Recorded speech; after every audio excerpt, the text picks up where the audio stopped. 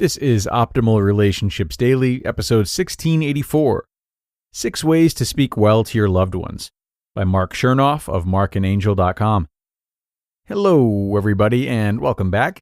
I'm Greg Audino, your host and narrator, here with you every single day, including weekends and holidays, to narrate and comment on some of the best relationship articles that we can find on the web.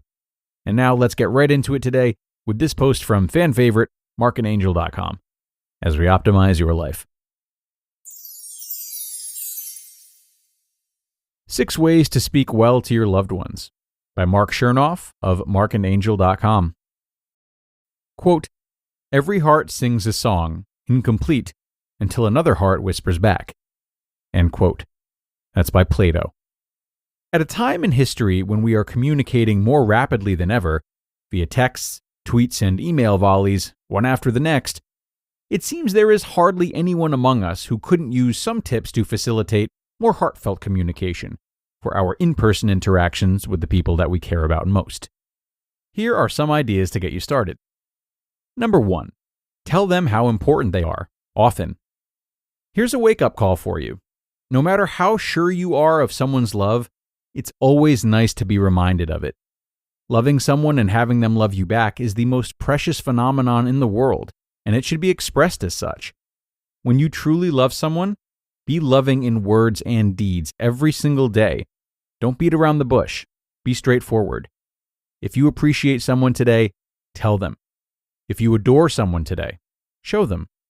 Hearts are often confused and broken by thoughtful words left unspoken and loving deeds left undone. There might not be a tomorrow. Today is the day to express your love and admiration. Number 2, communicate your feelings openly. Your parents may have told you that it's not what you say, but how you say it that counts. This can be true in a professional setting, but when it comes to your closest relationships, open, honest transparency is imperative. Express how you truly feel. Say what you mean and mean what you say. Give the important people in your life the information they need, rather than expecting them to know the unknowable. Express your fears, tears, doubts, and insecurities. Let your loved ones experience you. Have the courage to be yourself in front of them. Relationships flourish when both people are able to share their innermost feelings and thoughts about themselves and each other.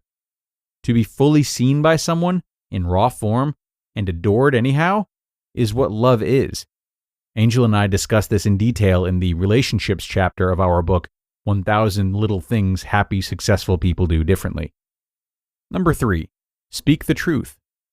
As a wise man once said, "I tell the truth because it's the easiest thing to remember."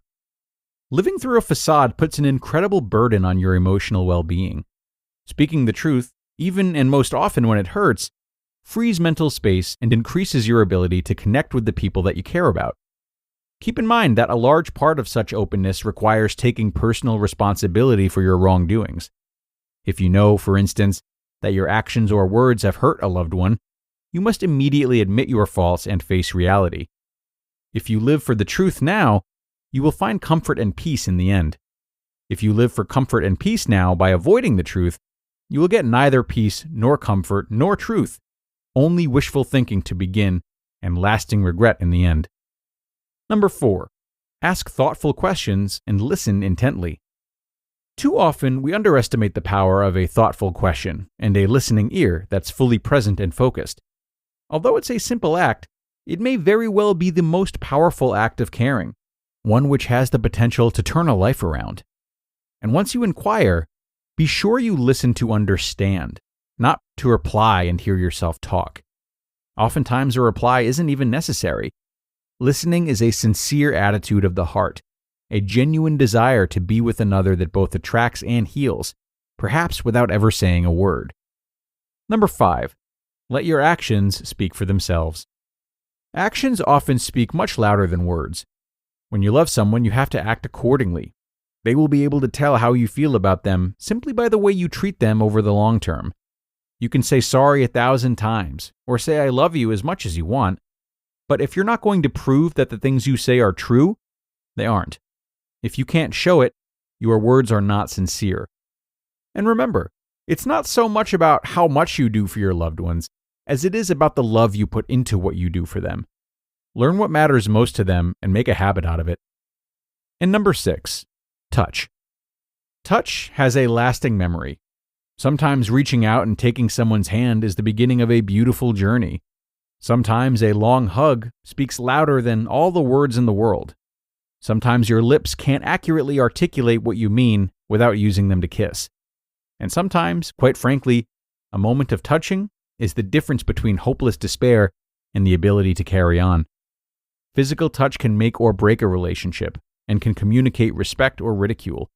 Some of us require touch more than others, but some physical interaction, be it a hug, a handshake, a pat on the back, or otherwise, is important in your closest relationships.